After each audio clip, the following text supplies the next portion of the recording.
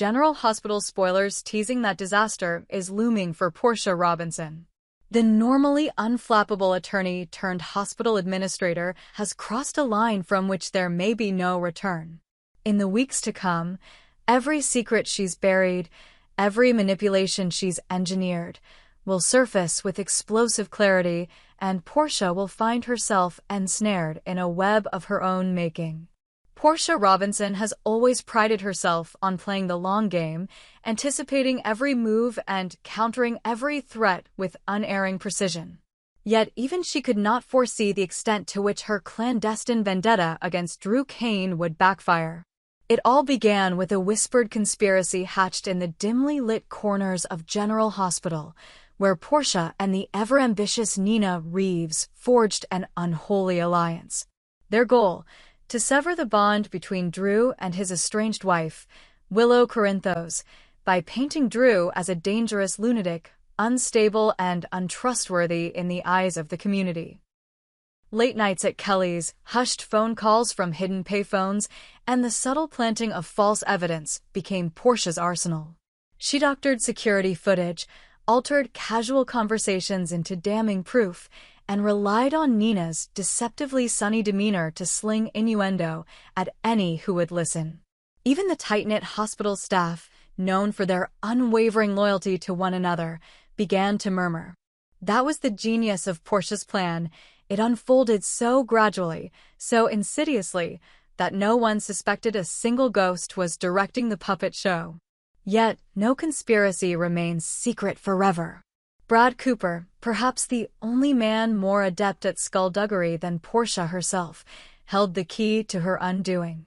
Unbeknownst to Portia, Brad had been quietly gathering his own ledger of grievances, notes on Portia's past tampering with Heather Weber's chart results, confidential whispers she believed were lost to time. Armed with the knowledge that Portia once altered Heather's lab reports, Brad confronted Drew one evening in the half-light of the Metro Court lobby.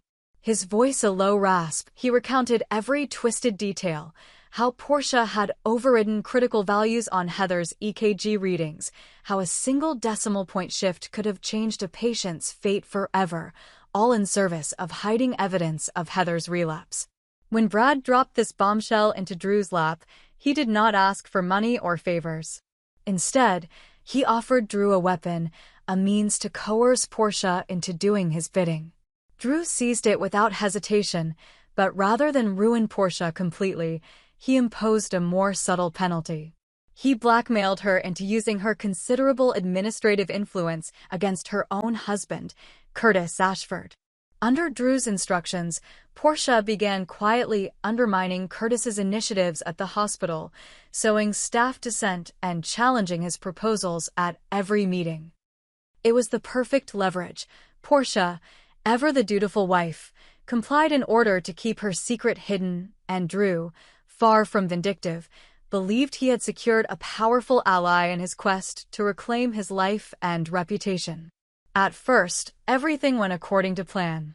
Curtis's project stalled, Grant was forced to appoint additional oversight committees, and the Ashford name took a modest hit among the hospital board. Portia watched it all happen with a cool detachment, convinced she had the upper hand. But power is a fickle mistress, and pride often precedes the fall. Unbeknownst to Portia, Drew's true intentions ran far deeper than corporate sabotage. He was not content merely to bend her to his will. He sought vindication, retribution, and the restoration of his reputation in the eyes of Willow and the entire Port Charles community. The turning point arrived late one evening in the hospital's surgical suite. Drew, preparing for a routine procedure, complained of dizziness and disorientation, so sudden it triggered an immediate investigation. The team discovered traces of ketamine in his 4-line anesthesiology protocols meticulously followed, yet someone had spiked his infusion. As the paramedics wheeled him out of surgery and into the ICU, mistakes in medication logs and security camera footage pointed in one direction. Portia Robinson had orchestrated the poisoning. Drew, awake but weakened, pieced together the betrayal. He remembered Portia's hushed voicemail instructing an unknown party to handle the problem before surgery. He recalled the barely discernible smirk when she congratulated herself on a successful intervention. The realization hit him like a freight train. The person he had manipulated, the person he believed was his pawn, had been plotting his downfall all along. With Brad Cooper's confession as his foundation and the ketamine poisoning as irrefutable proof of malice, Drew's demeanor shifted from calculating strategist to merciless avenger. No longer willing to negotiate, he resolved to ensure that Portia would pay the ultimate price not only in career disgrace, but in prison time. He enlisted the help of the hospital's legal consultants, gathered toxicology reports, and secured sworn statements from nurses who had witnessed Portia entering the prep room unsupervised. Every scrap of evidence would be weaponized. The morning after Drew's ICU awakening, the corridors of General Hospital buzzed with hushed speculation. Nurses traded furtive glances. Residents whispered in nurses' stations. Word had spread that the poisoning was no accident. Portia Robinson, once celebrated for her brilliance in hospital administration and her unshakable moral compass, was now under suspicion for attempted murder. No amount of spin could contain the fallout. Portia, reeling from Drew's counterattack, retreated to her penthouse apartment overlooking the river. The city lights blinked in mockery as she sifted through her options, but each path led to ruin. She had gambled everything on her scheme against Drew, convinced that no one could touch her. But the tables had turned, and those who had been complicit were already distancing themselves. Nina, sensing Portia's vulnerability, withdrew her support and began planting doubts of her own in Curtis's mind. Even Brad, ever the opportunist, hedged his bets. He leaked details of Portia's chart tampering to the press, ensuring that public outrage would reach a fever pitch. Curtis Ashford, backyard barbecue stripped from his weekend plans, confronted Portia in the sterile light of their marital bedroom. His voice, usually so measured, trembled with betrayal. "You poisoned him, Portia," he said, each word heavy with disbelief. "You tried to kill Drew." She tried to explain. Talk of self-preservation, how it was Drew who manipulated her first, but the cracks in their marriage had opened too wide. Love was no longer enough to bridge the chasm she had created. Meanwhile, Drew moved swiftly. With legal briefs in hand, he presented the hospital board with a dossier so comprehensive it left no room for doubt.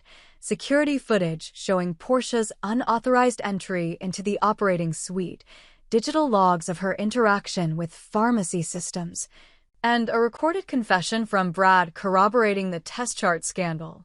It was a two-pronged indictment, tampering with Heather Weber's medical records and attempted murder by ketamine poisoning. The board voted unanimously to suspend Portia, pending criminal investigation. As detectives from the Port Charles Police Department descended on the hospital, Drew's pulse hammered not with fear but with triumph. For months, he had been the target of Portia's machinations. Ostracized by patients, ridiculed by the media, and estranged from his wife.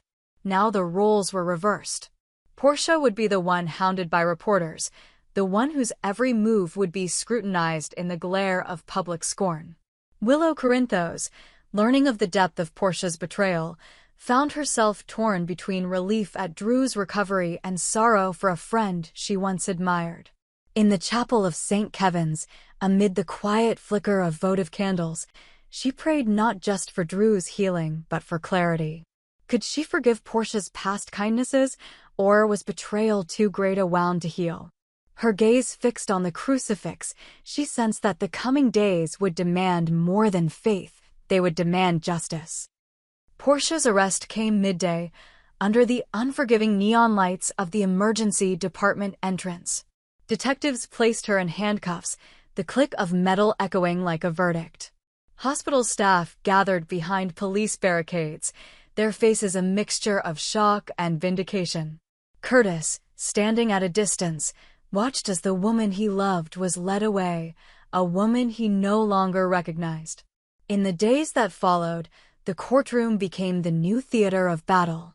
Prosecutors laid bare every scheme, The rigged Heather Weber test results that nearly cost a life, the clandestine plot to destroy Drew's reputation, and the chilling act of poisoning a colleague. Portia's defense, built on the assertion that she acted under duress and fear for her own safety, crumbled beneath the weight of physical evidence and witness testimony. The jury, sympathetic to her previous community service and professional accolades, nonetheless found her guilty on all counts. Sentencing day dawned gray and unforgiving. Portia, dressed in a somber navy suit, offered the court a contrite apology, her voice breaking as she confessed, "I thought I was protecting what mattered most, but I lost myself along the way." The judge, unmoved, pronounced the sentence, a decade behind bars and revocation of her medical and legal licenses. They were more than just gavel strokes. They were the final unwinding of every thread Portia had once so meticulously woven. Curtis, present in the gallery, felt a hollow ache in his chest. The woman he married, the woman he once believed would stand by him through every storm, was gone. In her place sat a stranger, brilliant, broken, and condemned. He left the courtroom alone, the midday sun unable to warm him. Meanwhile, Drew and Willow emerged into the brisk spring air, hand in hand. The ordeal had scarred them both, yet it had also steeled their bond. As they faced the press cameras, Drew offered a quiet statement, "I forgive her, not because she deserves it, but because I deserve peace." Willow nodded, tears shining, and added, "We're moving forward, together." Flashbulbs popped, capturing the moment when healing began. Yet even as Portia's fate was sealed, the ripple effects continued. Curtis would have to rebuild his career without the guidance of his former co-CMO. Nina, ever resourceful, pounced on the vacancy to restructure the administration in her favor. And the staff of General Hospital, having witnessed the depths of deception, would forever be wary of the shadows lurking behind white coats and polite smiles. In the end, Portia Robinson's downfall was a cautionary tale of ambition run amok and the perilous game of playing God within the walls of healthcare. She had danced on the edge of power, blind to the fact that every step could bring her closer to the abyss. Now, as the bars of her prison cell closed behind her, she would have endless time to contemplate the price of her hubris.